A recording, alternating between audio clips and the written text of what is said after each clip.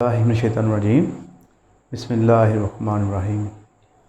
Assalamu alaikum dear students. I am Nasir Ilyas and today I am going to start lecture number 4 of accounting ICOM part 1. ये बच्चों accounting का आज हमारे पास चौथा lecture है।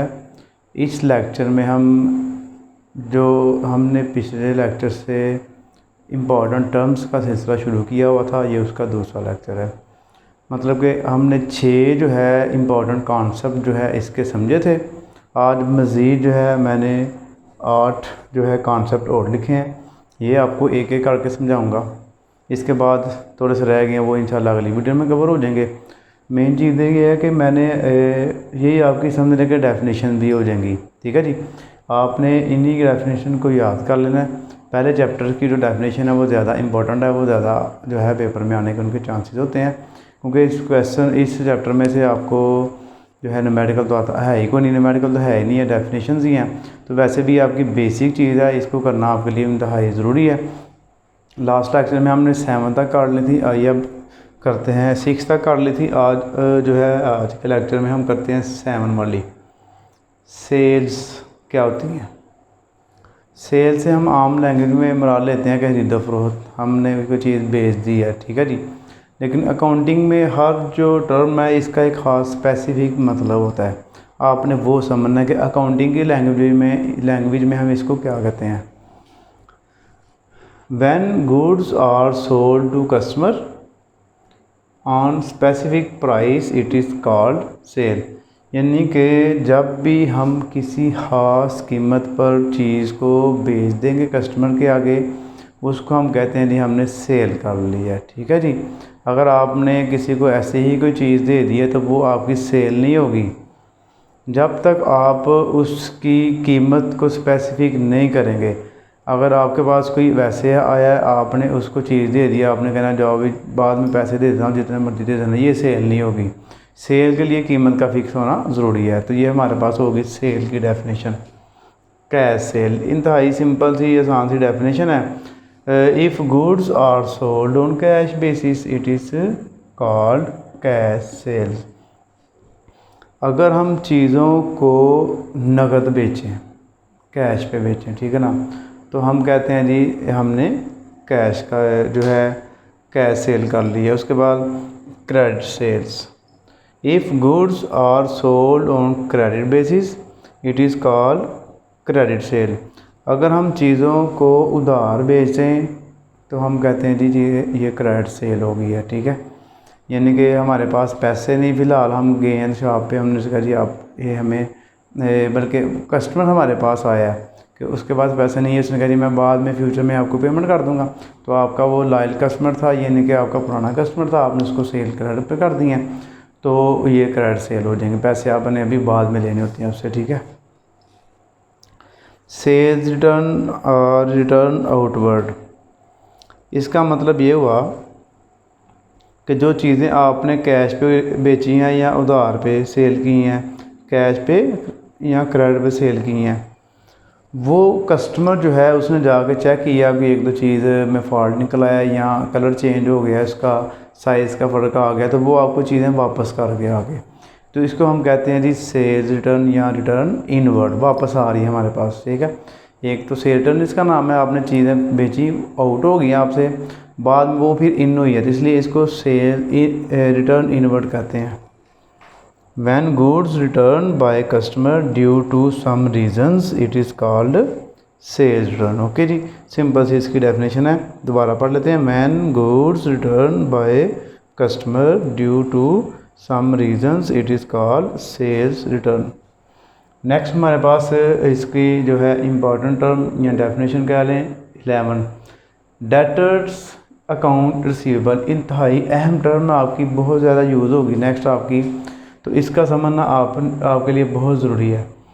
Debtors क्या होते हैं? अकाउंट रिसीवेबल, मतलब कि जिनसे हमने पैसे लेने होते हैं। ठीक है जी, यानी कि ऐसे बंदे, ऐसे लोग जिनको आपने उधार माल बेचा हुआ है, सिंपल है, जिनके आगे हमने उधार सेल्स की हैं, हमने उनसे बाद में पैसे भी लेने हैं, वो हमारे क्या होंगे, डेटर्स होंगे। ये हमारा एसेट होता है।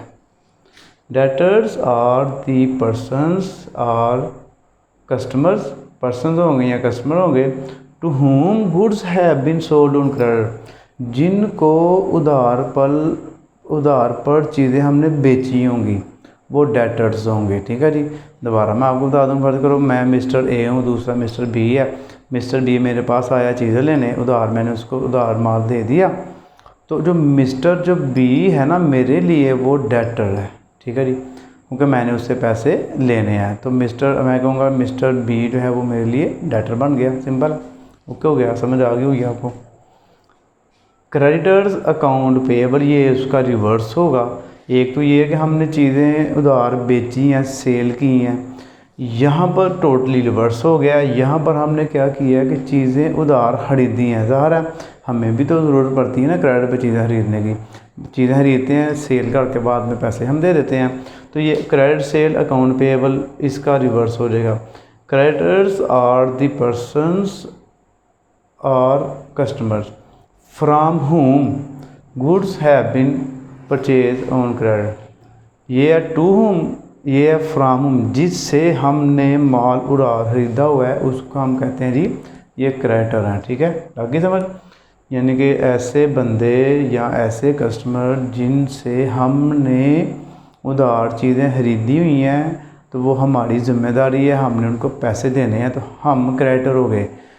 तो अगर अब मैं मिस्टर ए हूँ, मिस्टर बी से मैंने उधार माल खरीदा है, तो मिस्टर जो बी है ना उसका मैं क्रेडिटर हूँ। सिंपल सी बात है। ट्रेड डिस्काउंट का तो आपने काफ़ी पढ़ा होगा, लेकिन इसमें भी अकाउंटिंग की लैंग्वेज में ट्रेड डिस्काउंट का भी कहा स्पेसिफिक मतलब है, जिसको आपका समझना इंतहाई ज़रूरी है। Discount allowed by manufacturer arts wholesaler at the time of selling goods to retailer, it is called trade discount. यानी कि फ़र्ज़ करो जी मैं जो है जाता हूँ सेलर में चावल लेने। ठीक है जी, वो जो है सेलर वाला चावल मैन्युफैक्चर उगाता है ना, उगा के फिर उसकी वो चावल वगैरह बना के पैकिंग करके सेल करता है।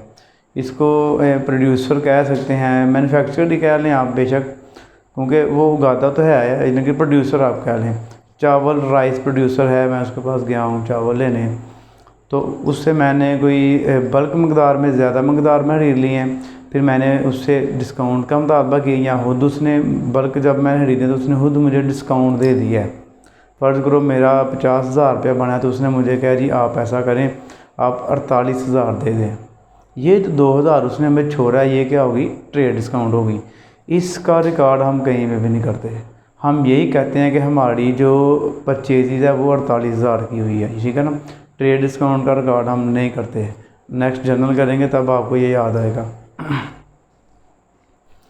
नेक्स्ट हमारे पास लास्ट आज के लेक्चर की definition, cash discount given by a creditor to a debtor if amount is paid by the debtor before due date. लो जी, लगी समझ। फिर दोबारा सुन लें। Discount given by creditor to a debtor if amount is paid by debtor before due date, यानी कि जिसने पैसे लेने थे और जिसने पैसे देने थे। ठीक है जी।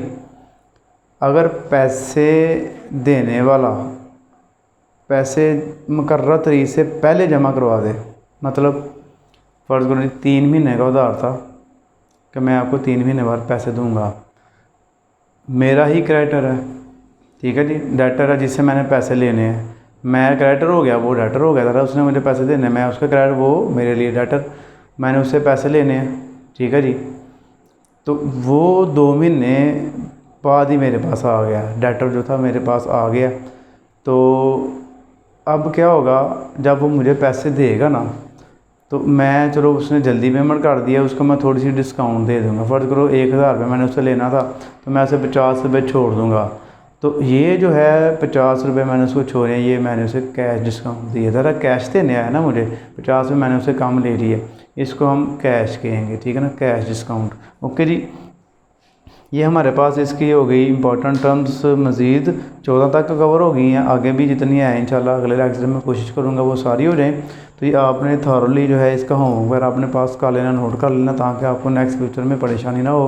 तो वीडियो को लाइक कर दें, शेयर कर दें और चैनल को भी सब्सक्राइब कर दें और अपनी दुआ में मुझे याद रखिएगा। जज़ाकल्लाह जी, अल्लाह हाफिज़।